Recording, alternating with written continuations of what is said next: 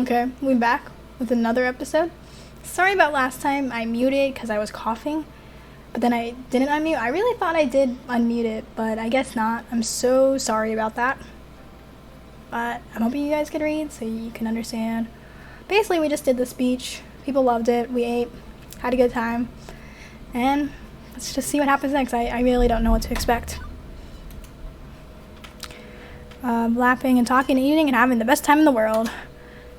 Maybe things will change after tonight. When Iris's plan to find me romance comes together, maybe this is the high watermark. Maybe. But no matter what happens, I'll always have this one perfect moment.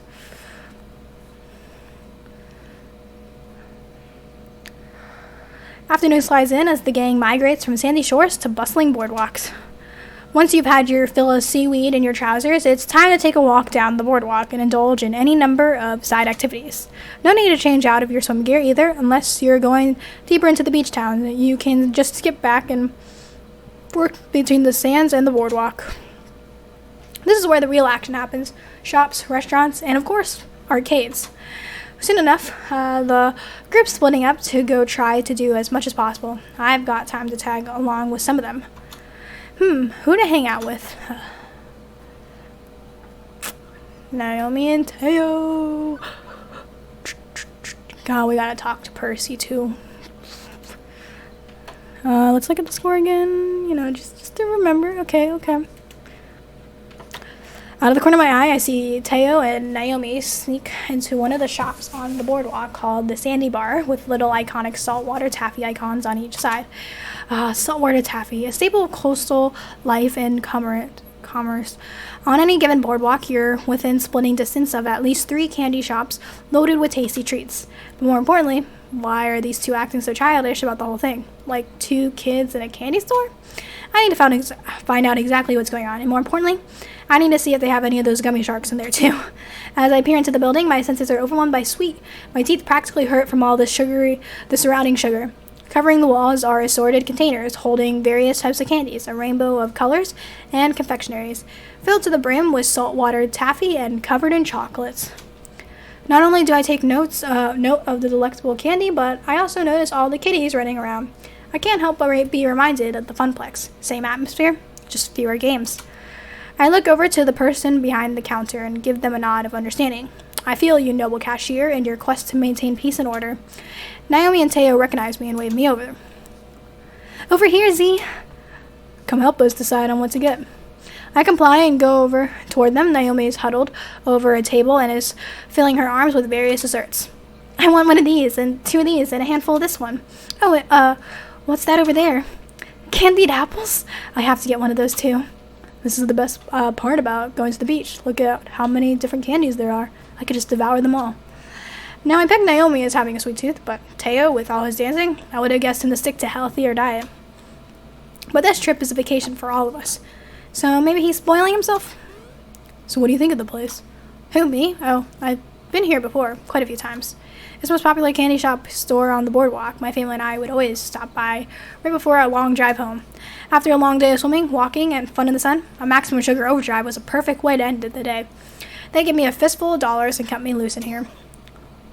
They just let you get away with whatever you wanted? Dang, I wish I had your parents.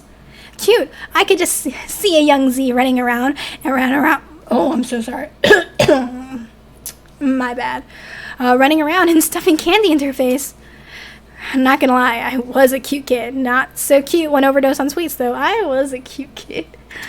Both Naomi and Teo laugh heartily. I mean, they didn't exactly give me Fort Knox to blow on snacks, but it was still a nice little reward at the end of the day. As I am a creature of habit, I always get saltwater taffy year after year. It's just the best feeling, munching on taffy while watching the waves crash. Ooh, let's get some taffy now. Hee Laffy Taffy. Watching the waves crash into the sand. Naomi suddenly gasped, interrupting my recollection. What is it, Naomi? They have corn pate.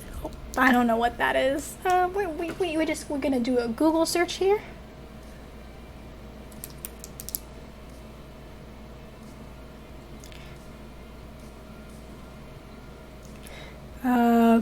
Compito. Wait, is that Mario Galaxy? Oh man, I would love that. I'm still confused. Is that a good thing? It's the best thing. It's these little traditional Japanese sugar candies that look like stars. They are my absolute favorite. God, this is so melted taffy. I hate life. Every time my mother would go to visit family in Japan, she'd bring me back some. But it's been years since I last had some. She squeals excitedly and runs over to the little stand that has cute assortment of pastel sugar stars. We follow suit and make our way next to Naomi. Teo picks up a bag and brings it closer to his face, examining them. Okay, these are quite possibly the cutest candies I've ever seen. I really want to try these just because of Mario Galaxy. And they're so sweet. Naomi, nothing is sweeter than you. Hey, don't flirt with her. Only I get to flirt with her, even though I haven't yet. But I will. I promise me I will.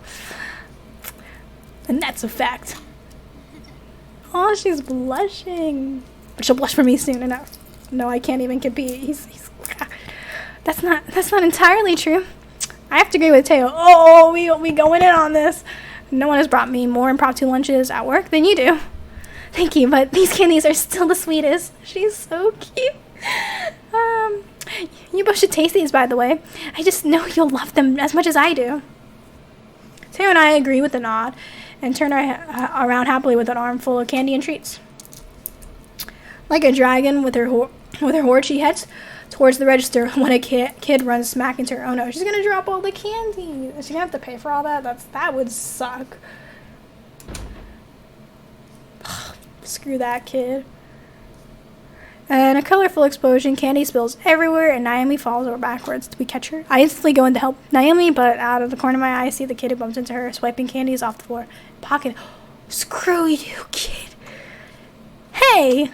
It's a classic move. We see it all the time with tickets and tokens at the Funplex. And like the arcade, this is no different. I'm literally trying to open this taffy, but it's so sticky that I can't get the wrapper off. It's sewer reused. Teo even sees it. He elbows me and points it out to my attention. But this is not my store, not my job. Do I step in or let it slide? I would step in. Oh, wait. Point out a thief, pick up the mess. I'm gonna point out the thief. I know it's not my job, but if some brat did that in the Funplex and I didn't notice, I would want someone to do something about it. Plus, stealing candy is the worst possible crime one can do. Stealing candy from a baby. Say for, like, murder or Grand Theft Auto. Oh, I wonder what that's referencing. Okay, so there are a little more awful crimes, but this one takes the cake, so to speak. Hey, kid, turn out your pockets. What do you want? I ain't doing nothing. I saw you stuff all those candies in your pocket. Look at them bulging out. You aren't tricking anyone. The kid looks like they want to say something, but by now the cashier is here too, and the kid turns out his pockets. There was a lot more in there than just what they got from the spill. With more tact than I could probably muster, the cashier tells them to kindly exit the sandy bar, and the kid complies. The cashier and I exchange knowing glance. We are one and the same. After that excitement, I'm ready to relax on the beach and eat some of this candy, but it's all on the floor. Me too. Me 3. But I can't quite leave yet. There's still one more thing I must do. I need to get saltwater taffy. It's a Storm family boardwalk tradition after all. Oh yeah, we can't break tradition. Although if we do, I wouldn't mind starting a new Funplex beach tradition with you. Teo, please, this is one more important delicious decision Z has to make. And the only correct answer would be for her to choose the cotton candy ones. Cotton candy flavor taffy? Really? I wouldn't joke about something as serious as this. But it's like sickeningly sweet. Even I can't handle it, and I can't handle a truckload of sweet. Well, what would you do then? A buttered pop? Ew. Even if I was going for ugh. Obviously, I like a little salty with my sweet. But that's sacrilege. I'm much more of a purist. Sacrilege. That's the word. I didn't even know it was spelled that way. Getting in a fight over taffy flavors isn't necessary. Both taste great, but I already know what I'm going home with. What's that, Z? Cotton candy. The sweeter the better, and the cotton candy is on top of that list. I agree with Naomi. Cotton candy is my favorite too. Hooray! Heathens, both of you. But of course, that just means more buttered popcorn taffy for me. I think that about covers it. Shall we blow this popsicle stand? Ooh, they have popsicles too? Once again, Naomi's got her arms filled with the brim with candy, and she nods enthusiastically. Teo picked out some of his favorites too. We each take turns in line, and before we know it, we're happily carrying our stash with us to the boardwalk. Oh, I almost forgot. She stops abruptly, digs through her bag for a moment, and pulls out the I need to know how to pronounce that.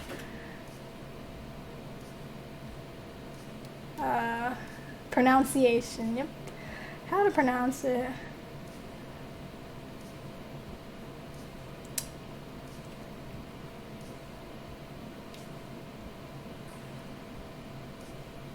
Compito. Compito. Okay. Pulls out the compito. Yes, I've been wanting one since you pointed them out. And I opens the bag, and both Teo and I pick one out, popping the sugar star in our mouths, both of us smile, wide, enjoying its sugary goodness. Oh, this is so yummy. For real, Naomi, it's my new favorite candy. It's very good. Maybe next time I'm at the Sandy Bar, I'll get some of these instead of taffy. Next time I'm here, because with Funplex riding high in the world, I bet we could afford it next time. And another. And another. Thank you for introducing to me a whole new world of flavor, Naomi. Anytime, Teo. Maybe if I can change your mind on candy, I can convince you to dance a little lighter on Showtime stage. It's a delicate cabinet. But then I wouldn't be able to see you as much on the Funplex floor. Oh, that was smooth, Teo. Not gonna lie. Very true. I've got my candy haul, so my work here is done. I got places to be. And I want to spend some time taking in the sea breeze. I need to be clear my senses of sugar, too. We'll catch up with you later, Z. Bye, guys. Once alone, I open my bag of saltwater taffy, pick one out, and eat. Now, we're not getting the wrapper off of this. I mean, I could try. No. Close enough. Okay. I don't need it. I let the taste fully consume me. Now, this is a perfect vacation. Who to hang out with?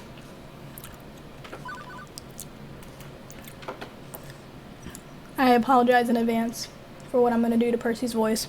Sitting on some benches just outside of Fried Donut stand, our dough stand, Percy and our Queen Bee are sharing a funnel cake dusted with white sugar. Ooh, funnel cakes are good. Seriously, you've never had this stuff before? Not much carny chow in England, I'm afraid, and this is my first time visiting the beach in the colonies. Wait, you can eat this, right? I mean, it's basically fried grease and sugar. Your heart won't explode? Oh, yeah. That's not an issue of the artery congestions, and Lord knows I eat plenty of instant ramen and fast food. One little sugary treat won't be the tipping point. Oh, hey, Z, join us. No way we can eat this huge thing by ourselves. Yep, funnel cake is something you share. I settled in to pick at the delicious fried dough, just like I used to have back when we came here regularly. I honestly hate people who reminisce a lot. Like, I get it, but like,